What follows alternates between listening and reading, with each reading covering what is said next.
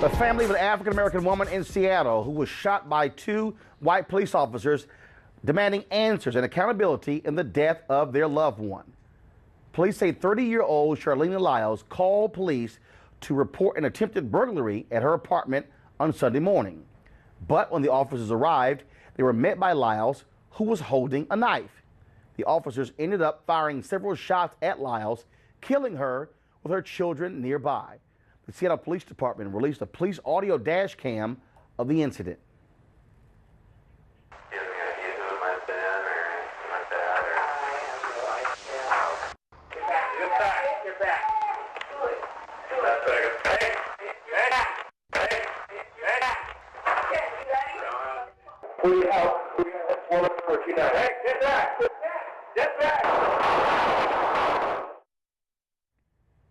A family and friends say Lyles had a history of mental issues, but are questioning why police had to use deadly force against Lyles, who was several months pregnant with her fifth child and weighed less than 100 pounds. So here it is. She calls for help. She calls law enforcement for help. And law enforcement killed her. Joining us via FaceTime from Seattle is Stephen Shea, news editor for the weekly newspaper, The Stranger. So, Steve, it's hard to understand how police could go to this apartment, encounter a pregnant woman. Looks like we apparently lost our guest here. So I'll quickly go to our panel. Brandon Cooper, chair of the Prince George's County Republican Party. Ava Jones-Weaver, leadership strategist and author of How Exceptional Black Women Lead. Angela Peoples, co-director of Get Equal. Looks like we have Steve back. So Steve, I'm just trying to understand, again, police going to an apartment, encountering a pregnant woman. She has a knife, and you use gunfire to kill her. Yeah, it's an unconscionable situation. I think people here are still trying to figure out exactly what happened there. There's going to be a use of force investigation that's ongoing. This is all still very fresh and raw for the people of Seattle. And so, again, she called them about an attempted burglary.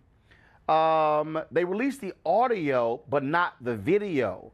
Was there any video? So actually last night they did release two videos that don't give us a lot of information. One video is from a police car dash cam that just shows the facade of the building, and the same audio that you just played on your show, Roland. And the second video is taken from the hallway of the apartment building, and you can see the two officers enter the building, and you can see towards the end of the video, about 3 minutes later, one of the officers backing out with a weapon, clearly either just before or just right after the shooting took place. And so these officers, have they been put on desk duty? Have they been taken off the streets? Yeah, so per Seattle Police Department policy, both of them have been placed on administrative leave. And so obviously residents are still upset by what took place. What has been the reaction from Seattle's mayor, from city council members and others? Yeah, it's been pretty universal, expressing support for the family. As you know, Seattle Police Department has been under a federal consent decree since 2012. So there is talk of what this means for that process, what it means for this organization called the Community Police Commission, which oversees or is supposed to offer insight into the oversight of the Seattle Police Department. So, Steve, I'm playing right now the video from your website, that, again, from the facade. And as you say it, I mean, okay, it's a dash cam video showing the outside of the building, and that's it. I guess what the public wants to know and what I want to know, I want to be able to see the video in terms of what was her proximity to the police officers. In terms of how far was she away from the police officers? Was she a threat? I think about the Kojima Powell case that took place in St. Louis. A young man, a few weeks after Mike Brown was killed. A young man holding a knife, mental issues as well. Cops show up on the scene. He's killed within 16 seconds of the officers arriving. And so I'm just curious to know, could these officers, have taken cover or whatever? But of course, you know exactly what we're going to hear. I fear for my life, which is the get out jail free card for police officers these days. I expect that we'll hear something along those lines. And that's exactly the question that's going to be raised during, in Washington State, what's known as an inquest hearing, which is basically a fact-finding mission.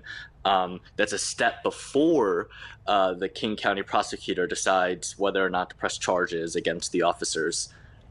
All right, then. Well, Steve, we surely appreciate it. Thank you so very much. Thank you very much, Roland. I want to go to our panel here.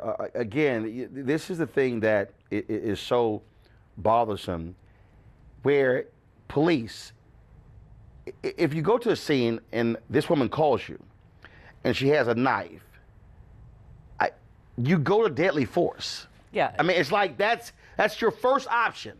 That's absolutely crazy. And if she's calling you because she's in fear, because she believes she's been burglarized or about to be burglarized, it kind of makes sense that she would have some sort of weapon if she fears that someone was breaking into her home or attempting to break into her home. And to hear that she's only 100 pounds and was 5 months pregnant, that means that she's visibly pregnant, okay? Yeah. If you're only 100 pounds, you are showing at 5 months. So the thought that they would open fire on this visibly pregnant woman in front of her children and shoot to kill when they could have used other non-deadly force, a stun gun, something, right? They could have used other force, is absolutely a sort of an absolute show of how much there is disregard, absolute disregard for Black life, born or unborn. I want to go, before I pull you up, please pull up my video, my iPad, please.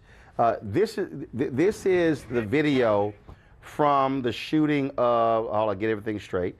Try to get it stable. Okay, here's a video of Kojima Powell. Actually, I'm gonna roll it back here. Again, he's a perfect example. You bagging up?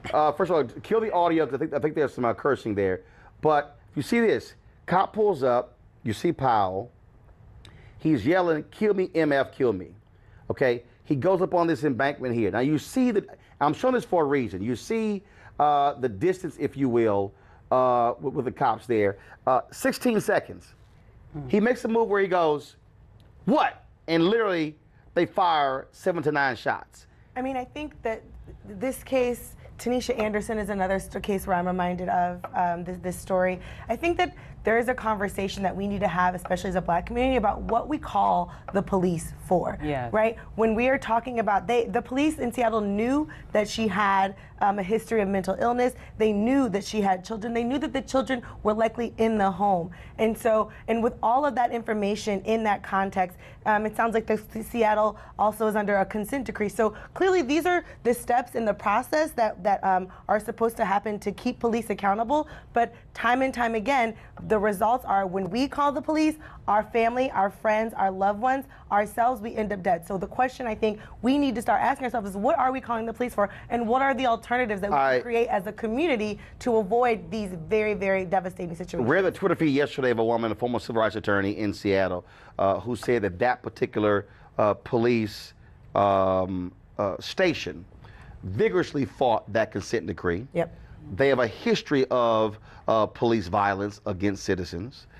And so that was one of the issues that she also raised, Brandon. And that's why I'm always skeptical of the people trying to act these consent decrees are kind of like the silver bullet. They're definitely a tool in the toolkit, but there's some systematic problems there as well. As you were talking about earlier, the police actually flagged this call before the police even got there. They said that she was possibly of danger, and that's probably what put the officers on alert. We need to look into why they did not recognize that she had mental illness, maybe that fact that she was pregnant, as a way to kind of de-escalate instead of escalate the situation. But they did, though. But I have a gun. And see, here's the problem. And here's exactly what's going to happen. They're going to look into it, and they're going to say the officers provided her warning. They told her to get back. It told her to put the knife down, and she didn't. And since she did not obey a lawful command of police, then they fired. They were just fired. Yeah. I mean, and so part of the problem here is that the law, and we're going to hear training. Yep. The problem is that the law allows for police to take excessive force. Yes. When they determine that there is a threat and their lives are in danger. Changing the burden is going to be key. Right, and that's the fundamental problem with all of these shootings. Joe Serpico, of course, who exposed corruption in the New York Police Department, decades ago. He said cops used to carry an extra gun, and then when there was a wrongful shooting, they would just throw the gun down. He said now all a cop has to say is, my life was in danger. That's all they have to say. A peaceful protest turned deadly. 37-year-old black man was shot and killed by Baton Rouge police. Your hands are in the air, and you still get shot by the cops. Oh my God, please don't tell me he's dead. We're not gonna let hate define us. Race is a big part of this. If truly all lives matter, then all lives need to matter equally. What we require is action. What we require is accountability. We understand that black lives do matter, and we will keep focused on this issue. NewsOne Now, every weekday morning at 7 on TV1.